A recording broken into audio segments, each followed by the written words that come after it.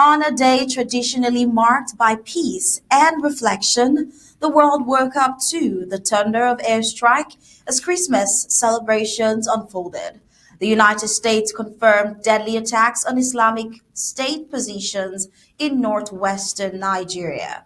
Ordered by President Donald Trump and framed as a warning long issued and finally enforced. What message does a Christmas bombing send to allies and adversaries alike? Is this a decisive blow against terrorism or the opening of a new chapter in America's military footprint in West Africa? And as faith, force, and foreign policy collide, who ultimately pays the price on the ground? Well, welcome to the Flash News. I am Star Smart. Let's begin.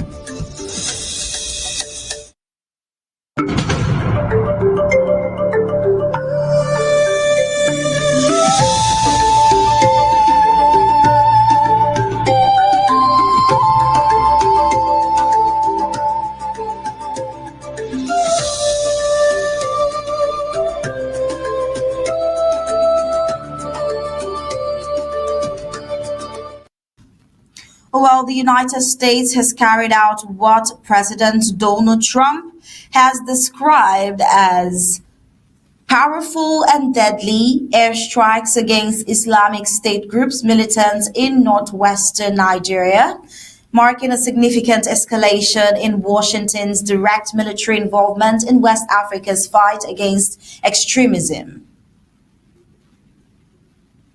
Nigeria, in close coordination with the government of the United States of America, has successfully conducted precision kidnappings all over the country, and the government doesn't seem to have the capacity to deal with it, or doesn't have the political will to deal with that. Since the government can't really look into the matter, maybe the system is corrupt already. So as far as America have come in to help to make the country a better place, I think is the best for our country, Nigeria. Sincerely speaking, this is a very terrible attack. And sincerely speaking, we are not happy with what happened yesterday.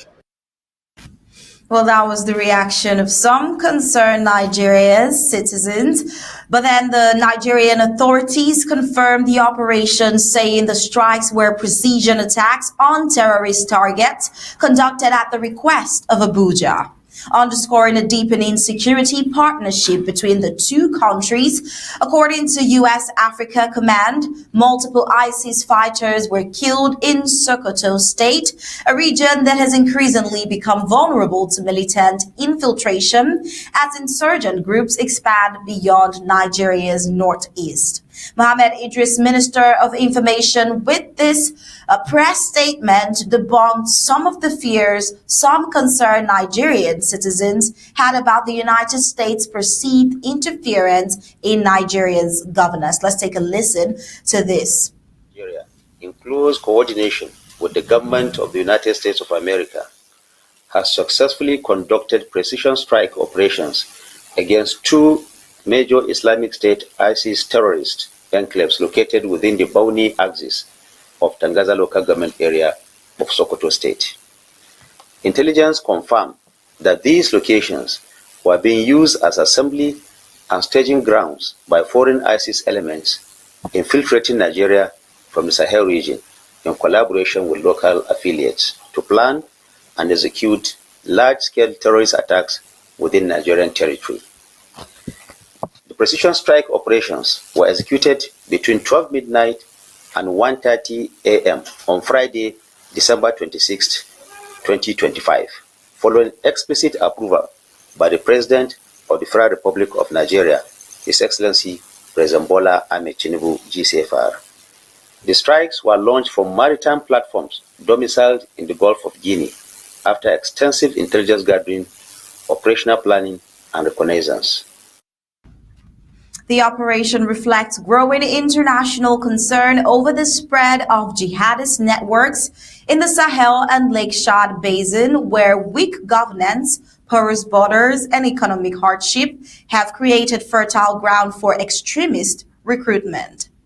President Donald Trump framed the strikes in stark ideological and religious terms, claiming he had warned militants to halt attacks on Christians or face severe consequences. His celebratory Christmas message on social media, referencing the deaths of terrorists, has drawn attention not only to the military action, but also to the rhetoric shaping the United States foreign policy. If such language strengthens deterrence or if it risks inflaming sectarian tensions in an already fragile region. And as U.S. involvement deepens, will these strikes deliver lasting security or merely push militants to adapt and resurface elsewhere? Well, away from Nigeria and on to Malaysia. We see that Malaysia's long-running reckoning with corruption reached another critical milestone as the former Prime Minister Najib Razak was found guilty of money laundering and abuse of power linked to the multi-billion-dollar 1MBD graft scandal. The conviction adds to Najib's legal troubles and is expected to extend his prison sentence beyond the 6 years he is already serving for a separate case connected to the same fund. The trial court convicted the 72-year-old former leader on all 4 counts of abusing his position, along with 21 counts of money laundering involving illicit funds siphoned from the now defunct Sovereign Wealth Fund, the 1MBD scandal, which saw billions of dollars allegedly misappropriated, triggered investigations across several countries, including Singapore and the United States, making it one of the most notorious financial scandals of the 21st century. Well, his lawyer, however, had this to say. Although we are extremely disappointed, but we are not surprised with the result. Because we sort of anticipated this, in fact, from the beginning. Yeah. So while we are disappointed, we are more agitated, not in a bad way, but agitated to do better in the appeal, because by Monday, we will file the appeal. His lawyer coming in his defense had that to say. And for Malaysia, the verdict is both a legal and symbolic moment, reinforcing the message that even the most powerful figures can be held accountable. Yet it also reopens painful questions about institutional failure and political culture. How did such vast sums escape oversight for so long, and what safeguards are truly in place to prevent a repeat of such? And as Najib's sentencing looms, the case continues to shape public trust in governance and the rule of law across Southeast Asia. And in China, we see regional tensions intensifying as China has launched live-fire military drill around Taiwan, simulating a blockade of the island's critical ports in what Beijing describes as a warning against separatism and foreign interference. The exercises represent one of the most direct rehearsals of a potential siege scenario.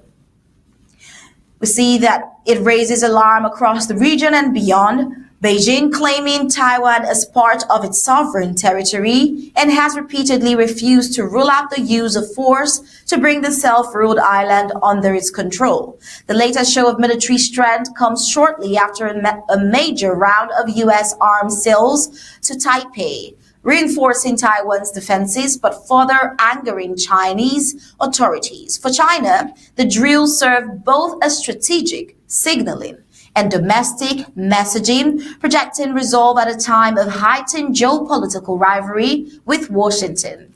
Taiwan has strongly condemned the exercises, accusing China of disregarding international norms and using intimidation to threaten neighboring countries. The drills also reignite fears about the global consequences of any conflict in the Taiwan Strait, a vital artery for international trade and semiconductor supply chains. And the question lingering is this merely coercive posturing or a step closer to a real blockade scenario? And how long can the delicate balance between deterrence and provocation be sustained? And on the final report for the Flash News today, we see that Trump has claimed the United States President Donald Trump.